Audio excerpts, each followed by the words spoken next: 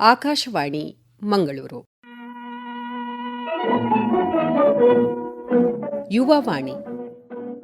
ಇಂದಿನ ಯುವವಾಣಿಯಲ್ಲಿ ತಬಲವಾದಕಿ ಯುವ ಪ್ರತಿಭೆ ಹಿಮಾಂಗಿ ಡಿ ಉಳ್ಳಾಲ ಅವರೊಂದಿಗಿನ ಮಾತುಕತೆ ಕೇಳುವಿರಿ. ನಡೆಸಿಕೊಡುವವರು ಸಹನಾ ಅಕ್ಷಯ್. ಕೇಳುಗರಿಗೆ ನಮಸ್ಕಾರ. ತಬಲಾ ದಕ್ಷಿಣ ಏಷ್ಯಾದ ಒಂದು ಜನಪ್ರಿಯ ತಾಳವಾದ್ಯ. ಭಾರತ ಉಪಖಂಡದ ಉತ್ತರ ಭಾಗದಲ್ಲಿ ಹಿಂದೂಸ್ತಾನಿ ಶಾಸ್ತ್ರೀಯ ಸಂಗೀತ, ಸೂಫಿ ಸಂಗೀತ, ಭಜನೆ ಇತ್ಯಾದಿ ಶೈಲಿಗಳ ಕಚೇರಿಗಳಲ್ಲಿ ಸಾಮಾನ್ಯವಾಗಿ ಪಕ್ಕವಾದ್ಯವಾಗಿ ತಬಲಾ ಬಳಕೆಯಾಗುತ್ತದೆ. ಈ ವಾದ್ಯದಲ್ಲಿ 2 ಡೊಳ್ಳುಗಳಿದ್ದು ಅವುಗಳನ್ನು ಕೈ ಮತ್ತು ಬೆರಳುಗಳ ಸಹಾಯದಿಂದ ನುಡಿಸಲಾಗುತ್ತದೆ. 2 ಡೊಳ್ಳುಗಳಲ್ಲಿ ಸಾಮಾನ್ಯವಾಗಿ ಬಲಗೈಯಲ್ಲಿ ನುಡಿಸುವ ಸಣ್ಣ ಡೊಳ್ಳನ್ನು ದಾಯಾಮ್ ಎಂದು ಕರೆಯುತ್ತಾರೆ. ಈ ಡೊಳ್ಳಿನ ಧ್ವನಿಯನ್ನು ಸಾಮಾನ್ಯವಾಗಿ ಮುಖ್ಯವಾದ್ಯ ಅಥವಾ ಹಾಡುಗಾರನ ಹಾಡಿನ ಶ್ರುತಿಗೆ ಸಾಮರಸ್ಯವಾಗಿ ಸೇರುವ ಸ್ವರ ಸ್ಥಾನಕ್ಕೆ ಹೊಂದಿಸಲಾಗಿರುತ್ತದೆ. ಸಾಮಾನ್ಯವಾಗಿ ಎಡಗೈಯಲ್ಲಿ ನುಡಿಸುವ ದೊಡ್ಡ ಡೊಳ್ಳನ್ನು ಬಾಯಾಮ್ ಎಂದು ಕರೆಯುತ್ತಾರೆ. ಇದರಿಂದ ಹೆಚ್ಚು ಗಾಢವಾದ ಹಾಗೂ ತಗ್ಗಿನ ಧ್ವನಿ ಹೊರಹೊಮ್ಮುತ್ತದೆ. ಇದರ ಬಳಕೆಯು ಶಾಸ್ತ್ರೀಯ ಸಂಗೀತ, ಗಜಲ್, ಭಜನೆ ಮತ್ತು ಬಾಲಿವುಡ್ ಸಂಗೀತದಂತಹ ವಿವಿಧ ಪ್ರಕಾರಗಳಲ್ಲಿ ತಬಲಾವನ್ನು ಪಕ್ಕವಾದ್ಯವಾಗಿ ಬಳಸಲಾಗುತ್ತದೆ. ತಬಲಾದ ಕಲಿಕೆಯು ಮೂಲಭೂತ ಲಯಗಳನ್ನು ಬೋಲ್ ಎಂದು ಕರೆಯಲಾಗುತ್ತದೆ. ತಬಲಾ ನುಡಿಸುವಿಕೆಯನ್ನು ಹಸ್ತದ ಮುದ್ರೆಗಳು ಮತ್ತು ಬೆರಳಿನ ತಂತ್ರಗಳ ಮೂಲಕ ಕಲಿಯಲಾಗುತ್ತದೆ. ಇನ್ನು ತಬಲಾಗಳಲ್ಲಿ ಘರಾನಗಳು ಇವೆ. ಯಾವುದೆಂದರೆ ದಿಲ್ಲಿ ಘರಾನ, ಲಕ್ನೋ ಘರಾನ, ಆಗ್ರಾ ಘರಾನ, ಫಾರೂಕಾಬಾದ್ ಘರಾನ, ಬನಾರಸ್ ಘರಾನ, ಪಂಜಾಬ್ ಅಥವಾ ಪಟಿಯಾಲ ಘರಾನ. ನಂದನ್ ಶ್ರೀ ರಾಷ್ಟ್ರ ಪ್ರಶಸ್ತಿ ಪಡೆದ ಮೊದಲ ಕನ್ನಡತಿ ಯುವ ಪ್ರತಿಭೆ ಹಿಮಾಂಗಿ ಡಿ ಉಳ್ಳಾಲ್ ಇಂದು ನಮ್ಮೊಂದಿಗಿದ್ದಾರೆ. ಏನಿದು ಪ್ರಶಸ್ತಿ, ಯಾವ ರೀತಿಯ ಪ್ರಶಸ್ತಿ ಹಾಗೂ ಯಾವ ವಿಭಾಗಕ್ಕೆ ಇದು ಲಭಿಸೋದು ಅನ್ನೋದನ್ನ ಅವರ ಬಾಯಿಂದಲೇ ತಿಳಿದುಕೊಳ್ಳೋಣ. ಅವರನ್ನ ಮಾತನಾಡಿಸೋಣ. ನಮಸ್ತೆ ಮೇಡಮ್. ನಮಸ್ತೆ. ಪ್ರಸ್ತುತ ಹಿಮಾಂಗಿ ಏನ್ ಮಾಡ್ತಾ ಇದ್ದೀರಾ? ನಾನು ಗೋವಿಂದಾಸ್ ಕಾಲೇಜಲ್ಲಿ ಡಿಗ್ರಿ ಫೈನಲ್ ಇಯರ್ ಮಾಡ್ತಿದ್ದೇನೆ. ನನ್ನ ಸ್ಕೂಲ್ ಡೇಸ್ ಕಿಲೀರಿಯಾ ಇಂಗ್ಲಿಷ್ ಮೀಡಿಯಂ ಸ್ಕೂಲಲ್ಲಿ ಮಾಡಿದ್ದು 10th ತನಕ. ಆಮೇಲೆ PU ಗೋವಿಂದಾಸ್ ಅಲ್ಲೇ ಮಾಡಿದ್ದು, PU ಕಾಲೇಜಲ್ಲಿ.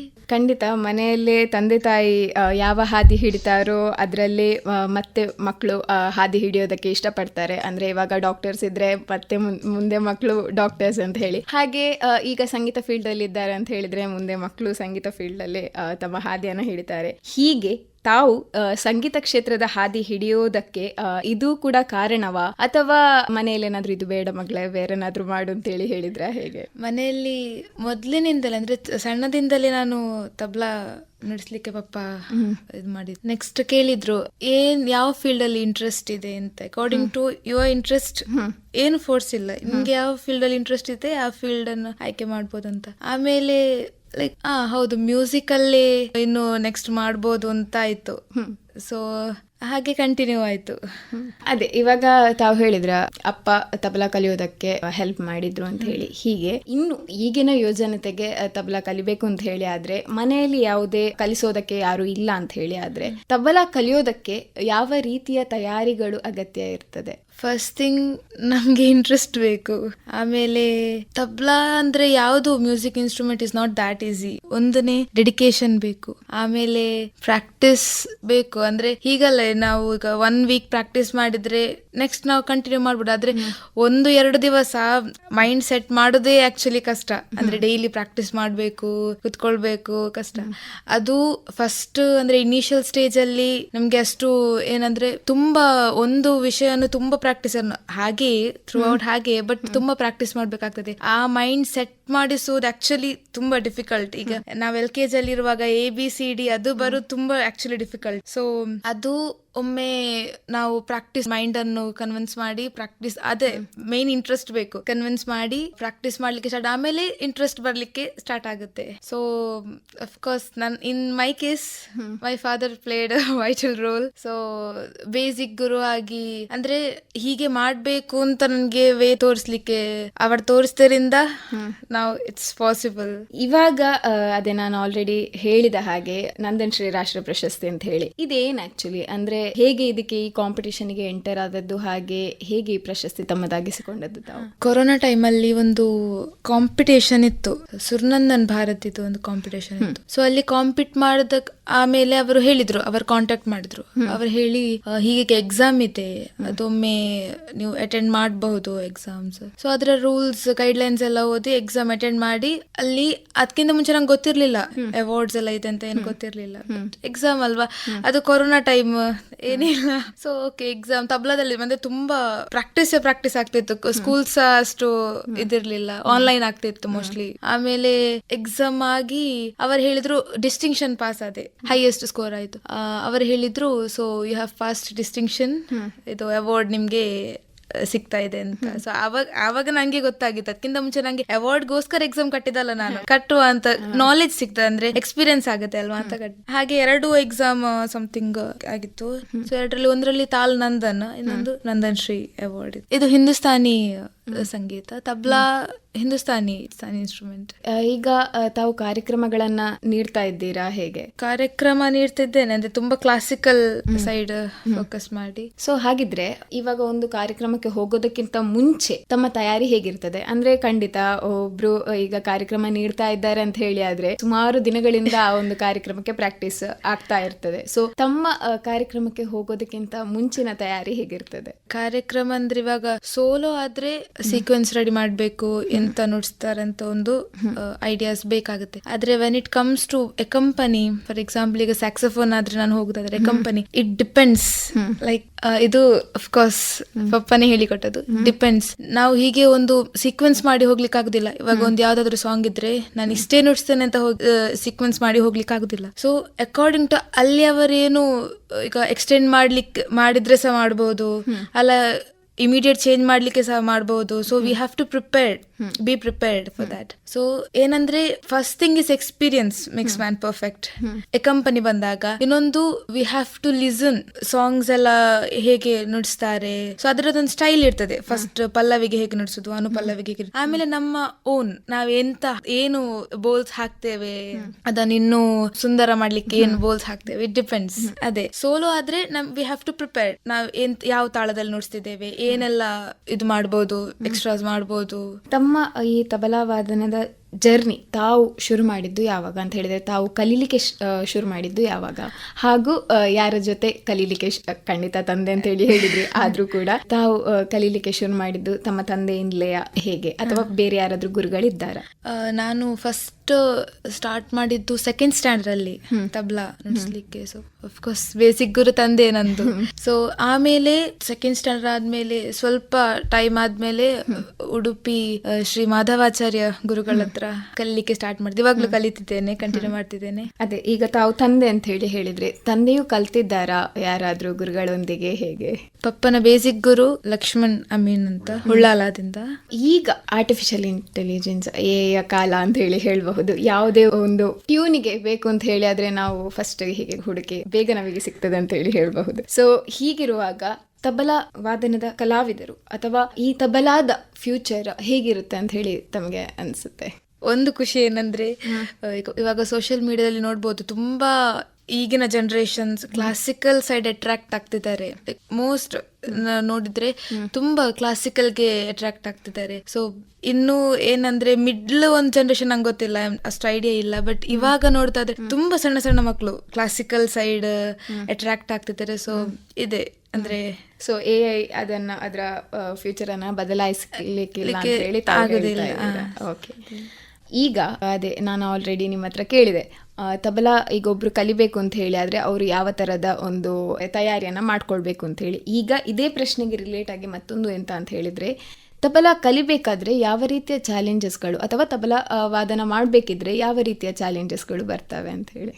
ಮೊದಲಿಗೆ ಇವಾಗ ಬೇಸಿಕ್ ಕಲಿಯೋದಾದ್ರೆ ಫಸ್ಟ್ ಕೆಲವು ಸ್ಟೂಡೆಂಟ್ಸ್ ಈಗ ಇರ್ಬೋದು, ನಾನು ಡೈರೆಕ್ಟ್ ಒಂದು 2-3 ಕ್ಲಾಸ್ ಕಲ್ತ್ರೆ ನಾನು ಡೈರೆಕ್ಟ್ ಭಜನೆಗೆಲ್ಲಾದ್ರೆ ಯಾವ್ದಾದ್ರು ಈಗ ಅವ್ರು ನುಡಿಸ್ತಿದಾರೆ ಹಾಗೆ ನುಡಿಸ್ಬೋದಂತ. ಬಟ್ ಬೇಸಿಕ್ ಏನು ಫೌಂಡೇಶನ್ ಫಿಂಗರ್ ಪ್ರಾಕ್ಟೀಸಸ್ ಇದೆ, ಇಟ್ಸ್ ವೆರಿ ಇಂಪಾರ್ಟೆಂಟ್. ಅಂಡ್ ಅಷ್ಟೇ ಅದು ಕಷ್ಟ ಇದೆ ಮೈಂಡ್ಗೆ ಇದ್ ಮಾಡ್ಲಿಕ್ಕೆ, ಕುತ್ಕೊಳ್ಳಿಸ್ಲಿಕ್ಕೆ. ಅಂದ್ರೆ ಇವಾಗ 1 ತಿಂಗಳೇ ಇರ್ಲಿ, ಆ ಬೇಸಿಕ್ ಇಟ್ ಈಸ್ ಡಿಪೆಂಡ್ಸ್. ಅಂದ್ರೆ ಈಗ ಕೆಲವು ಹೀಗೆಲ್ಲ ನಾನು 15 ಫಿಂಗರ್ ಪ್ರಾಕ್ಟೀಸ್ ಉಂಟು. ಎಲ್ಲ ಸ್ಟೂಡೆಂಟ್ಸ್ಗೆ 15 ಫಿಂಗರ್ ಪ್ರಾಕ್ಟೀಸೇ ಅಲ್ಲ, ಕೆಲವು ಸ್ಟೂಡೆಂಟ್ಸ್ಗೆ 10 ಫಿಂಗರ್ ಪ್ರಾಕ್ಟೀಸ್ ಸಾಕಾಗ್ಬೋದು. ಅದು ಗುರು is the one who observes that ಸ್ಟೂಡೆಂಟ್ಸ್ಗೆ ಎಷ್ಟು ಫಿಂಗರ್ ಪ್ರಾಕ್ಟೀಸ್ ಕೊಟ್ರೆ ಹೇಗೆ ಪ್ರಾಕ್ಟೀಸ್ ಮಾಡ್ಬೋದು ಅವರ ಫಿಂಗರ್ಸ್. ಆದ್ರೆ ಸ್ಟೂಡೆಂಟ್ ಏನಂದ್ರೆ ಅವರಿಗೆ ಫಸ್ಟ್ ಇನಿಷಿಯಲ್ ಸ್ಟೇಜ್ ಅಲ್ಲಿ ಪ್ಲೇ ಮಾಡುವಾಗ ಹೇಗಾಗ್ತದೆ ಅಂದ್ರೆ ಇದೆಂತ ಧಾಗೆ ತಿಟ್ಟು ನಾಗೆ ತಿಟ್ಟು ಅದೇ ಪ್ಲೇ ಮಾಡ್ಬೇಕು. ಅದು ಪ್ಲೇ ಮಾಡುದಲ್ಲ, ಕೈಯಲ್ಲಿ ನುಡ್ಸ್ಬೇಕಲ್ವಾ, ಅಂದ್ರೆ ಬರ್ಬೇಕಾ ಸೌಂಡ್. ಸ್ಪೆಷಲಿ ಇವಾಗ ತಬ್ಲಾ ಇನ್ಸ್ಟ್ರೂಮೆಂಟ್ಸ್ ಬರುವಾಗ, ಚರ್ಮವಾದ್ಯ ಬರುವಾಗ, first thing we have to play that. ಅದು ನಾ ಪ್ಲೇ ಮಾಡ್ಬೇಕು, ತಾ ಅಂದ್ರೆ ತಾ ಪ್ಲೇ ಮಾಡ್ಬೇಕು. ಅದ್ರಲ್ಲೂ ಆ ಸೌಂಡ್ ಪ್ರೊಡಕ್ಷನ್, ಜಸ್ಟ್ ನಾ ತಾ ದಾದಿಂದಾಗೇಲು ಆ ಟಚಿಂಗ್ ನೋಟ್ಸ್, ಆಮೇಲೆ ಅದ್ರ ಫ್ಲೇವರ್ ಇನ್ನು it takes time. It depends ನೀವು ಎಷ್ಟು ಟೈಮ್ ಕೊಡ್ತೀರಿ, ಎಷ್ಟು ಇಂಟ್ರೆಸ್ಟ್ ಉಂಟು, ಎಷ್ಟು ಟೈಮ್ ಪ್ರಾಕ್ಟೀಸ್ ಮಾಡ್ತೀರಿ, how much you listen to other music players, ಅದು ಡಿಪೆಂಡ್ ಆಗ್ತದೆ. ಸೊ ಫಸ್ಟ್ ಅಂದ್ರೆ ಕೈ ನೋವಾಗ್ತೆ, ಆದ್ರೂ ಕನ್ವಿನ್ಸ್ ಆದ್ರೂ ನಮ್ಮ ಮೈಂಡನ್ನು ನಾವು ಫಿಕ್ಸ್ ಮಾಡಬೇಕು. No, I have to play, I want this. ಅದು ಬೇರೆಯವರಿಗೆ, ಈಗ ನಾನು ಹೇಳ್ತೆ ಗುರು ಅಫ್ಕೋರ್ಸ್ ಅವ್ರು ಹೇಳ್ತಾರೆ ನೀವು ಪ್ಲೇ ಮಾಡಬೇಕು, ಅವರು ಹೇಳ್ತಾರೆ, but we have to practice. No one can say like ನಾನು ಕುತ್ಕೊಳ್ತೇನೆ, you play. We have to understand, ನಮ್ಗೆ ಬೇಕು. ಸೊ ನಮ್ಗೋಸ್ಕರ ನಾವು ಪ್ಲೇ ಮಾಡಬೇಕು. ದೆನ್ ಸೊ ಆಮೇಲೆ ಒಂದು ಪ್ರಾಕ್ಟೀಸ್ ಮಾಡಬೇಕು, ಇಷ್ಟು ದಿನದಲ್ಲಿ ಇಷ್ಟೇ ಅಂತ ಪ್ರಾಕ್ಟೀಸ್ ಮಾಡಬೇಕು. ಡೈಲಿ ಅಟ್ಲೀಸ್ಟ್ 1 hour ಪ್ರಾಕ್ಟೀಸ್ ಮಾಡಬೇಕು. ಆಮೇಲೆ ಒಮ್ಮೆ ಸ್ಪೆಷಲಿ ನನ್ನ ಗುರುಗಳು ಸಹ ಹೇಳ್ತಿದ್ರು, when it comes to tabla, ನೀವು ಇವತ್ತು 5 hours ಪ್ರಾಕ್ಟೀಸ್ ಮಾಡಿದ್ರಿ ಫಾರ್ ಎಕ್ಸಾಂಪಲ್, ನಾಳೆ 5 hours ಪ್ರಾಕ್ಟೀಸ್ ಮಾಡಿದ್ರಿ, 1 week 5 hours ಪ್ರಾಕ್ಟೀಸ್ ಮಾಡಿದ್ರಿ, ನೆಕ್ಸ್ಟ್ ವೀಕ್ ನೀವು ಪ್ರಾಕ್ಟೀಸೇ ಮಾಡಲಿಲ್ಲ, ಇಟ್ ಇಸ್ ವೆರಿ ಡಿಫಿಕಲ್ಟ್. ಆಮೇಲೆ ನೀವು 2 weeks ಬಿಟ್ಟು ತಬ್ಲಾ ಪ್ಲೇ ಮಾಡುವಾಗ ತುಂಬಾ ಇದಾಗ್ತದೆ, ಕಷ್ಟ ಆಗುತ್ತೆ. ಆ ಇದು ಎಂತ ಹೇಳ್ತಾರೆ, ಕಂಟಿನ್ಯೂಯಿಟಿ, that has to be maintained. So that is very important. ಅದೇ ಇವಾಗ ಚಾಲೆಂಜಸ್ ಅಂತ ತಗೊಳ್ಳೋದಾದ್ರೆ ತಾವು ಹೇಳಿದ್ರೆ ಕೈ ನೋವು ಬರುತ್ತೆ ಅಂತ ಹೇಳಿ, ಇದಕ್ಕೆ ಬೇರೆ ಅಲ್ಟರ್ನೇಟಿವ್ ಪ್ರಾಕ್ಟೀಸಿಂದಲೇ ಇದು ಪುನಃ ಸರಿ ಆಗುತ್ತಾ, ಹೇಗೆ? ನೋ ಅಲ್ಟರ್ನೇಟಿವ್, ಪ್ರಾಕ್ಟೀಸಿಂದಲೇ ಅದು ಪ್ರಾಕ್ಟೀಸ್ ಮಾಡಿ ನೆಕ್ಸ್ಟ್ ಏನಾಗುತ್ತೆ ಅಂದ್ರೆ ಗೊತ್ತಾಗುತ್ತೆ, ನಮ್ಮ ಬಾಡಿಗೆ ಗೊತ್ತಾಗುತ್ತೆ ಅಂದ್ರೆ ಇಷ್ಟು ಪ್ರಾಕ್ಟೀಸ್ ಮಾಡಿದ್ರೆ ನೆಕ್ಸ್ಟ್ ಅದು ಅಷ್ಟೇ ಫ್ಲೆಕ್ಸಿಬಲ್ ಆಗ್ತಾ ಹೋಗ್ತದೆ. ಕೈ ಫಸ್ಟ್ ಹೇಗೆ ತುಂಬಾ ಕಷ್ಟ ಆಗ್ತಿರ್ತದೆ, ಆಮೇಲೆ ಅಷ್ಟೇ ಈಸಿ ಆಗ್ತದೆ. ಬಟ್ ವಿಷಯ ಏನಂದ್ರೆ ಕಂಟಿನ್ಯೂಟಿ ಇರಬೇಕು. ಮಿಡ್ಲಲ್ಲಿ 1 week ಆರ್ 1 month 2 month ನೀವು ಬಿಟ್ರೆ again you have to struggle. Like ಅಷ್ಟೇ ಎಫರ್ಟ್ ಹಾಕಿ, ಅದಕ್ಕಿಂತ ಡಬಲ್ ಎಫರ್ಟ್ ಹಾಕಿ ನೀವು ಅದನ್ನು ಕುತ್ಕೊಳ್ಳಿಸಬೇಕಾಗುತ್ತೆ. ಖಂಡಿತ. ಭರತನಾಟ್ಯದಲ್ಲಿ ಬರೋದಾದ್ರೆ ಅಥವಾ ಕರ್ನಾಟಕ ಶಾಸ್ತ್ರೀಯ ಸಂಗೀತದಲ್ಲಿ ಬರೋದಾದ್ರೆ ಜೂನಿಯರ್, ಸೀನಿಯರ್, ವಿದ್ವತ್ ಹೀಗಿರುವ ಪರೀಕ್ಷೆಗಳಿದೆ. ತಬಲಾ ವಾದನದಲ್ಲಿ ತಬಲಾ ಕಲಿಯುವಾಗ ಈ ತರದ ಪರೀಕ್ಷೆಗಳು, ಯಾವ ರೀತಿಯ ಪರೀಕ್ಷೆಗಳಿವೆ? ನಮ್ಮ ಕರ್ನಾಟಕದಲ್ಲಿ ಬರೋದಾದ್ರೆ ತಬಲಾದಲ್ಲಿ ಫಸ್ಟ್ ಜೂನಿಯರ್, ಸೀನಿಯರ್, ವಿದ್ವತ್, ಪೂರ್ಣ, ವಿದ್ವತ್, ಸೊ ಹೀಗೆ ಡಿವಿಷನ್ಸ್ ಇರುತ್ತೆ. ನಾರ್ತ್ ಅಲ್ಲಿ ಆದ್ರೆ ಆದ್ಯ, ಮಧ್ಯ, ಪ್ರಾವೇಶಿಕ, ಪೂರ್ಣ, ಪ್ರಥಮ ಹಾಗಿರುತ್ತೆ. ಸದ್ಯಕ್ಕೆ ಇವಾಗ ನಮ್ಮ ಕರ್ನಾಟಕದ ಎಕ್ಸಾಮ್ ಬೋರ್ಡ್ನ ಪ್ರಕಾರ ನಾನು ಸೀನಿಯರ್ ಮಾಡ್ತಿದ್ದೇನೆ, ಜೂನಿಯರ್ ಆಗಿದೆ, ಸೀನಿಯರ್ ಮಾಡ್ತಿದ್ದೇನೆ. ಮತ್ತೆ ಭಾತ್ಕಂಡೆ ನಾರ್ತ್ ಅಲ್ಲಿ ಭಾತ್ಕಂಡೆ ಮಹಾವಿದ್ಯಾಲಯದಲ್ಲಿ ಇವಾಗ ವಿದ್ವತ್ ಫಸ್ಟ್ ಡಿವಿಷನ್ ಮುಗೀತು. ನೆಕ್ಸ್ಟ್ ಫೈನಲ್ ಇದು ಕಟ್ತಿದ್ದೇನೆ. ನಂಗೆ ಇವಾಗ ಇದ್ರ ಬಗ್ಗೆ ಅಷ್ಟು ಐಡಿಯಾ ಇಲ್ಲ, ಬಟ್ ಇಲ್ಲಿ ಈ ತಬಲಾ ವಾದನದ ಯಾವ ರೀತಿಯ ಕಾಂಪಿಟೇಷನ್ಸ್ ಇರ್ತದೆ, ಹೇಗೆ? ಕಾಂಪಿಟೇಷನ್ ಅಂದ್ರೆ ಒಂದು ಮಾಧ್ಯಮ ಮಾತ್ರ. ಕಾಂಪಿಟೇಷನ್ ಅಂದ್ರೆ ಇವಾಗ ಎಲ್ಲರೂ ಕಾಂಪಿಟ್ ಮಾಡ್ತಿದ್ದಾರೆ, ಅದ್ರೊಟ್ಟಿಗೆ ಒಂದು ಅದು ತಪ್ಪು ಅಂತ ಹೇಳ್ದಿಲ್ಲ, ಬಟ್ ಅದೊಂದು ಮಾಧ್ಯಮ ಮಾತ್ರ. ಆದ್ರೆ ಕಾಂಪಿಟೇಷನ್ ಅಲ್ಟಿಮೇಟ್ ಅಲ್ಲ. ಸೊ ಈಗ ಅಚೀವ್ಮೆಂಟ್ ಅಂದ್ರೆ ಕಾಂಪಿಟೇಷನ್ ಮಾಡಿ okay prize, that is one side. ಅದು ಈ ಏನು ತಬ್ಲಾ ಪ್ಲೇಯರ್ಸ್ ಏನಾದ್ರು ಅದು ಅಲ್ಟಿಮೇಟ್ ಗೋಲ್ ಅಲ್ಲ. ಸೊ ಇವಾಗ ಕಾಂಪಿಟೇಷನ್ ಇಲ್ಲದೆ, ಈಗ ಎಕ್ಸಾಮ್ ಹೇಳಿದ್ರೆ ಎಕ್ಸಾಮ್ಸ್ ಇಲ್ಲದೆ, ಕಾಂಪಿಟೇಷನ್ ಇಲ್ಲದೆ, ಸರ್ಟಿಫಿಕೇಟ್ ಇಲ್ಲದೆ ಎಷ್ಟೋ ಲೆಜೆಂಡ್ಸ್ ಎಲ್ಲ ಎಷ್ಟೋ ಜನ ನಮ್ಮ ಹಿಸ್ಟ್ರಿ ಮಾಡಿದ್ದಾರೆ, ಉಸ್ತಾದ್ನವರೆಲ್ಲ, ಪಂಡಿತರು. ಇವಾಗ ಕಾಂಪಿಟೇಟಿವ್ ವರ್ಲ್ಡ್, ಸೊ ಎಲ್ಲರೂ ಕಾಂಪಿಟೇಷನ್ ಮಾಡ್ತಾರೆ. ಇದೊಂದು ಮಾಧ್ಯಮ ಮಾತ್ರ, ಎಲ್ಲರೊಟ್ಟಿಗೆ ನಾನೊಂದು ಕಾಂಪಿಟೇಷನ್ ಮಾಡ್ತಿದ್ದೇನೆ ಅಷ್ಟೇ, ಬಟ್ ಇದು ಅಲ್ಟಿಮೇಟ್ ಗೋಲ್ ಅಲ್ಲ. ಹಾಗೆ ಈಗ ಕಾಂಪಿಟೇಷನ್ಸ್ ಹೇಳೋದಾದ್ರೆ ತಾಲ್ ಅಂತ ಒಂದು ಕೊರೋನಾ ಟೈಮಲ್ಲಿ ಕಾಂಪಿಟೇಷನ್ ಇತ್ತು. ಸೊ ಅದರಲ್ಲಿ ಫಸ್ಟ್ ಪ್ರೈಸ್ ವಿನ್ ಆಗಿದೆ. ಅದು ನ್ಯಾಷನಲ್ ಕಾಂಪಿಟೇಷನ್ ಇತ್ತು. ಆಮೇಲೆ 2019-20 ನಿನಾದ್ ರಾಗತರಂಗ ನಮ್ಮ ಮಂಗಳೂರಲ್ಲಿ ತಬ್ಲಾ ಕಾಂಪಿಟೇಷನ್ ಇತ್ತು. 2 ಬಾರಿಯೂ ಫಸ್ಟ್ ಪ್ರೈಸ್ ಬಂದಿತ್ತು. ಸೊ ಈ ತರ ಕಾಂಪಿಟೇಷನ್ಸ್ ಅಲ್ಲಿ ಭಾಗವಹಿಸ್ತಿದ್ದೆ. It's not ultimate goal. ಇವಾಗ ತಾವು ಹೇಳಿದ್ರೆ ಕಾಂಪಿಟೇಷನ್ ನಂದು ಅಲ್ಟಿಮೇಟ್ ಗೋಲ್ ಅಲ್ಲ. ಹಾಗಿದ್ರೆ ಇವಾಗ ತಮ್ಮ ಫ್ಯೂಚರ್ ಪ್ಲಾನ್ಸ್ ಏನು? ಹಾಗಿದ್ರೆ ಇವಾಗ ಅದೇ ನಾನು ಥಿಂಕ್ ಮಾಡ್ತಿದ್ದೆ, ಅಂದರೆ ಮಾಸ್ಟರ್ಸ್ ಮಾಡಿ ಎಜುಕೇಷನಲ್ಲಿ ಮಾಸ್ಟರ್ಸ್ ಮಾಡಿ ಕಂಟಿನ್ಯೂ ಮಾಡಬೇಕಾ ಅಥವಾ ಮ್ಯೂಸಿಕಲ್ಲಿ ಏನಾದರೂ ಮಾಸ್ಟರ್ಸ್ ಮಾಡಿ ಕಂಟಿನ್ಯೂ ಮಾಡಬೇಕಂತ. ಆದರೆ ಇಲ್ಲಿ ಕರ್ನಾಟಕದಲ್ಲಿ ಆ ಥರ ಅಂದರೆ ಒಂದು ಸ್ಕೂಲಲ್ಲಿ ಆಗಲಿ ಕಾಲೇಜಲ್ಲೇ ಆಗಲಿ ಒಂದು ಮ್ಯೂಸಿಕ್ ಲೆಕ್ಚರರ್ ಆಗಿ ಆ ಥರ ಅಪರ್ಚುನಿಟೀಸ್ ಇಲ್ಲ. ಹಾಗೆ ಪ್ರೊಫೆಷನ್ ಆಗಿ ತಗೊಳ್ಳೋದಾದ್ರೆ ಆ ಸ್ಕೋಪ್ ಇಲ್ಲ ಕರ್ನಾಟಕದಲ್ಲಿ. ಅಂದ್ರೆ ಒಂದು ಸ್ಕೂಲಲ್ಲಿ ಎಜುಕೇಶನ್ ಜೊತೆಗೆ ಮಕ್ಕಳಿಗೆ ಸಂಗೀತ ಸಹ, ಹಾಗೆ ಬಿಂಗ್ ಅ ಟೀಚರ್, ಸಂಗೀತ ಶಿಕ್ಷಣ ಇಟ್ಸ್ ನಾಟ್ ಕಂಪಲ್ಸರಿ. ಸೊ ಆ ದೃಷ್ಟಿಯಲ್ಲಿ ನೋಡುವಾಗ ಎಜುಕೇಶನ್ ಅಲ್ಲಿ ಮಾಸ್ಟರ್ಸ್ ಮಾಡಿ we have to look forward ಅಂತ ಆಗ್ತದೆ. ಅಲ್ಟಿಮೇಟ್ಲಿ ಏನಂದ್ರೆ ಸಂಗೀತದಲ್ಲಿ ಏನಾದ್ರೂ ಒಂದು ಅಚೀವ್ಮೆಂಟ್ ಮಾಡಬೇಕು. ಈಗ ತುಂಬಾ ಗ್ರೇಟ್ ಉಸ್ತಾದ್ ಹಾಗೆ ಪಂಡಿತ್ ಅವರನ್ನೆಲ್ಲ ನೋಡುವಾಗ ಆಗ್ತದೆ ನಂದು ಏನಾದ್ರೂ ಒಂದು ಕಾಂಟ್ರಿಬ್ಯೂಷನ್ ಇರಬೇಕು, ಅಚೀವ್ಮೆಂಟ್ ಮಾಡಬೇಕು, ಅಂದ್ರೆ ಅಚೀವ್ ಮಾಡಬೇಕು. ಸೊ ಎಸ್, ಇದೇ ರೀತಿ ತಮ್ಗೆ ತಿಳಿದಿರೋ ಹಾಗೆ ತಾವು ಬೇರೆ ಯಾವ್ದಾದ್ರು ಅದೇ ಕಾಂಪಿಟೇಷನ್ ಅಲ್ಲಿ, ಈಗ ನಾನು ಆಲ್ರೆಡಿ ಕೇಳಿದೆ, ಸೊ ಬೇರೆ ಯಾವ್ದಾದ್ರು ಕಾಂಪಿಟೇಷನ್ ಅಲ್ಲಿ ತಾವು ಪಾರ್ಟಿಸಿಪೇಟ್ ಮಾಡಿದ್ದಂಥದ್ದು, ಹಾಗೆ ಪ್ರಶಸ್ತಿಯನ್ನ ಗೆದ್ಕೊಂಡದ್ದು ತಮಗೆ ನೆನಪಿದೆಯಾ ಹೇಗೆ? 2020 ಇಂಡಿಯನ್ ವರ್ಲ್ಡ್ ರೆಕಾರ್ಡ್ ಒಂದು ಆಪರ್ಚುನಿಟಿ ಇತ್ತು ಮಾಡಲಿಕ್ಕೆ. ಸೊ ಅದರಲ್ಲಿ youngest to play maximum number of ತಾಳಾಸ್ ಇನ್ 1 minute. ಸೊ ಆ ಟಾಸ್ಕ್ ಇದ್ದದ್ದು. ಐ ಹ್ಯಾವ್ ಕಂಪ್ಲೀಟೆಡ್ ದ್ಯಾಟ್ 10 ತಾಳಾಸ್ 2020 ಇಂಡಿಯನ್ ವರ್ಲ್ಡ್ ರೆಕಾರ್ಡ್ ಮಾಡಿದ್ದೆ. ಬಾಲ್ಯದಿಂದಲೇ ತಮ್ಮ ತಬಲಾವಾದನದ ಒಂದು ಜರ್ನಿ ಹೇಗಿತ್ತು ಅಂತ ಹೇಳಿ ಇಷ್ಟು ಹೊತ್ತು ಮಾತಾಡಿದ್ವಿ. ಕೊನೆಯದಾಗಿ ಮಾತನ್ನ ಕೊನೆಗೊಳಿಸೋದಕ್ಕಿಂತ ಮೊದಲು ತಮ್ಮ ಒಂದು ತಬಲಾವಾದನದ ತುಣುಕನ್ನ ನಮ್ಮ ಕೇಳುಗರಿಗೆ ಕೇಳಿಸಬಹುದಾ ಅಂತ ಹೇಳಿ, ತುಣುಕನ್ನ ಕೊಡಬಹುದಾ ಅಂತ ಹೇಳಿ ಕೇಳ್ತಾ ಇದ್ದೇನೆ. ಧಾದಂದನ್ನ ಧಾದಂದನ್ನ ಧಾತಂತನ್ನ ತ್ರಕದಂದನ್ನ ತಾಧನ ಕಟಕದಾತ ಕಟದನ ಕಟಕದಾತ ಕಟದ ತ್ರಕತಕದ ತ್ರಕತಕದಿಗನದ ಧದ್ರ ಕಟಕದ ಧಾದ್ರ ಕಟಕದ ಧಾದ್ರ ಕಟಕದ ಧಾ.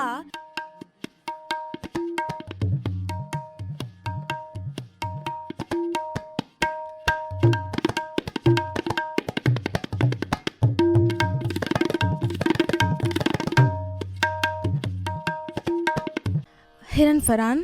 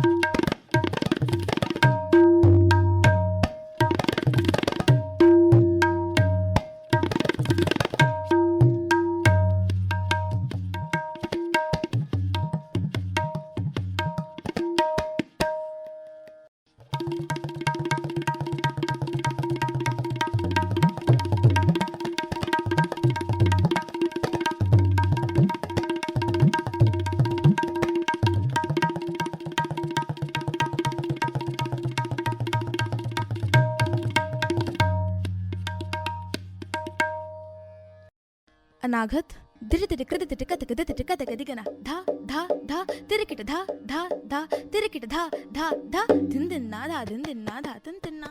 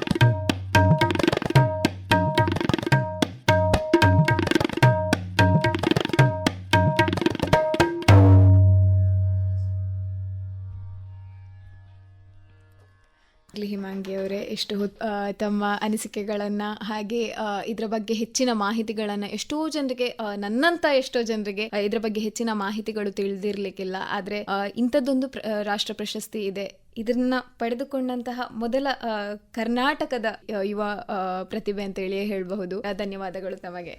ಅವಕಾಶ ಎಂಬ ಪದದ ಬಗ್ಗೆ ನನ್ನ ಅನಿಸಿಕೆಗಳು ಇಂತಿವೆ. ಅವಕಾಶಗಳು ಜೀವನದಲ್ಲಿ ಯಶಸ್ಸಿನ ದಾರಿಯನ್ನು ತೆರೆದಿಡುತ್ತವೆ. ಅವಕಾಶ ಎಂದರೆ ಜೀವನದಲ್ಲಿ ಸಿಗುವ ಒಂದು ಅತ್ಯಮೂಲ್ಯ ಸಂದರ್ಭ. ಪ್ರತಿಯೊಬ್ಬರ ಜೀವನದಲ್ಲೂ ಹಲವಾರು ಅವಕಾಶಗಳು ಬರುತ್ತವೆ. ಅವನ್ನು ಗುರುತಿಸಿಕೊಂಡು ಸರಿಯಾಗಿ ಬಳಸಿಕೊಳ್ಳುವುದು ಯಶಸ್ಸಿಗೆ ದಾರಿ ಮಾಡಿಕೊಡುತ್ತದೆ. ವಿದ್ಯಾರ್ಥಿಗಳ ಜೀವನದಲ್ಲಿ ಅವಕಾಶಗಳಿಗೆ ಕೊರತೆ ಇಲ್ಲ ಎಂದೇ ಹೇಳಬಹುದು. ಓದು, ಕ್ರೀಡೆ, ಸ್ಪರ್ಧೆ, ಪ್ರತಿಭಾ ಪ್ರದರ್ಶನಗಳು ಇವೆಲ್ಲವೂ ತಮ್ಮ ಸಾಮರ್ಥ್ಯವನ್ನು ತೋರಿಸಿಕೊಳ್ಳಲು ಸಿಗುವ ಅವಕಾಶಗಳೇ.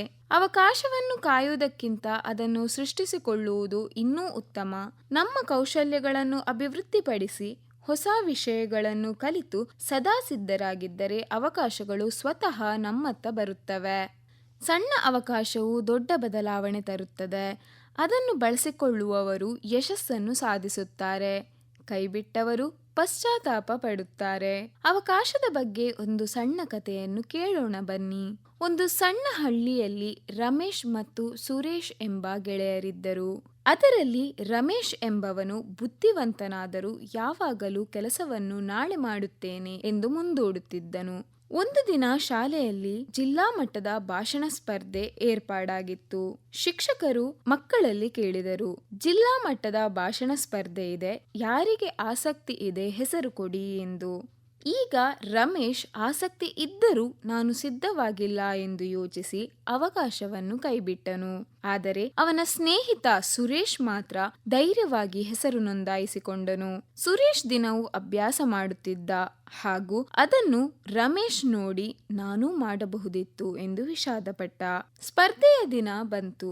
ಸುರೇಶ್ ಅತ್ಯುತ್ತಮವಾಗಿ ಭಾಷಣ ಮಾಡಿ ಮೊದಲ ಬಹುಮಾನವನ್ನು ಗೆದ್ದನು. ಹಳ್ಳಿಯಲ್ಲೆಲ್ಲ ಅವನನ್ನು ಹಾಡಿ ಹೊಗಳಿದರು. ಆ ಸಮಯದಲ್ಲಿ ರಮೇಶ್ಗೆ ಒಂದು ಪಾಠ ತಿಳಿಯಿತು. ಅವಕಾಶವು ಕಾಯುವುದಿಲ್ಲ, ಅದನ್ನು ಧೈರ್ಯದಿಂದ ಹಿಡಿಯಬೇಕು. ಆ ದಿನದಿಂದ ರಮೇಶ್ ತನ್ನ ಭಯವನ್ನು ಬಿಟ್ಟು ಬರುವ ಪ್ರತಿಯೊಂದು ಅವಕಾಶವನ್ನು ಬಳಸಿಕೊಳ್ಳಲು ಪ್ರಾರಂಭಿಸಿದ. ನಂತರ ಅವನು ಜೀವನದಲ್ಲಿ ಯಶಸ್ವಿಯಾದ. ಈ ಅವಕಾಶ ಎಂಬ ಪದದ ಬಗ್ಗೆ ನಾನಿಷ್ಟು ಹೇಳಲು ಕಾರಣವೇನೆಂದರೆ, ಇಂದಿನ ಜಗತ್ತಿನಲ್ಲಿ ಅವಕಾಶಕ್ಕೇನೂ ಕೊರತೆ ಇಲ್ಲ. ಪ್ರತಿಯೊಂದು ಕ್ಷೇತ್ರದಲ್ಲೂ ಸುಮಾರಷ್ಟು ಅವಕಾಶಗಳಿವೆ. ಈ ಅವಕಾಶಗಳನ್ನು ತಮ್ಮದಾಗಿಸಿಕೊಂಡು ದೊಡ್ಡ ದೊಡ್ಡ ಸಾಧನೆಗಳನ್ನು ಮಾಡಿ ಎಂದು ಹೇಳ್ತಾ ಡಾಕ್ಟರ್ ಜಿ ಶಿವರುದ್ರಪ್ಪನವರು ರಚಿಸಿರುವ ಮೈಸೂರು ಅನಂತಸ್ವಾಮಿಯವರು ಹಾಡಿರುವ ಎದೆತುಂಬಿ ಹಾಡಿದೆನು ಅಂದು ನಾನು ಎಂಬ ಭಾವಗೀತೆಯನ್ನು ಕೇಳೋಣ ಬನ್ನಿ.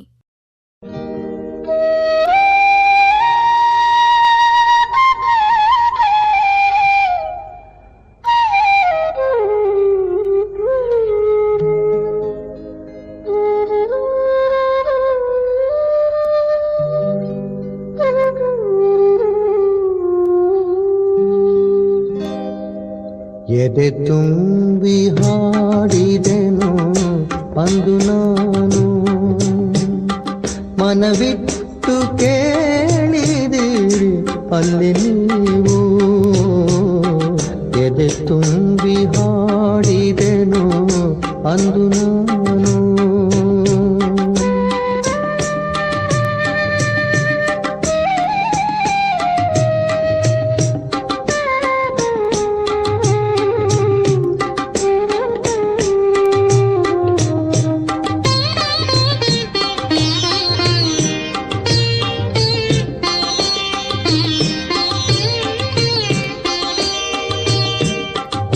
ಇಂದು ನಾ ಹಾಡಿದರು ಅಂದಿನಂತೆಯೇ ಕುಳಿತು ಕೇಳುವಿರಿ ಸಾಕೆನಗೆ ಅದುವೆ ಬಹುಮಾನ.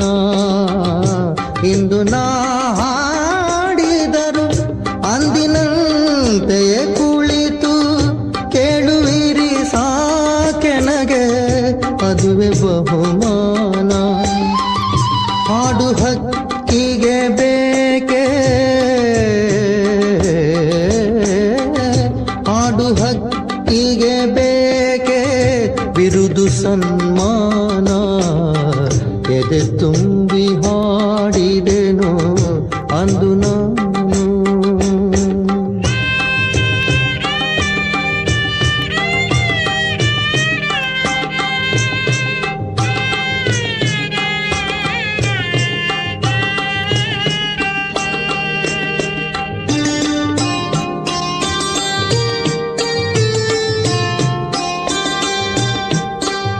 ಎಲ್ಲ ಕೇಳಲಿ ಎಂದು ನಾನು ಹಾಡುವುದಿಲ್ಲ, ಹಾಡುವುದು ಅನಿವಾರ್ಯ ಕರ್ಮ ನನಗೆ.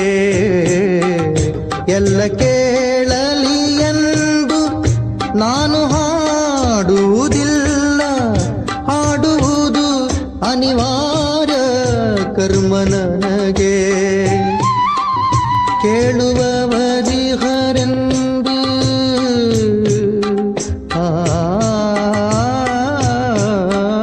ಕೇಳುವವರಿಹರೆಂದು ನಾ ಬಲ್ಲೆ, ಅದರಿಂದ ಹಾಡುವೆನು ಮೈ ದುಂಬಿ ಎಂದಿನಂತೆ.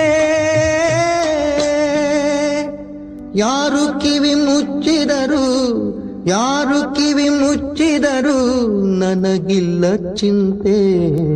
ಎದೆ ತುಂಬಿ ಹಾಡಿದೆನು ಅಂದು ನಾನು, ಮನವಿಟ್ಟು ಕೇಳಿದಿರಿ ಅಲ್ಲಿ ನೀವು. ಎದೆ ತುಂಬಿ ಹಾಡಿದೆನು ಅಂದು ನಾನು.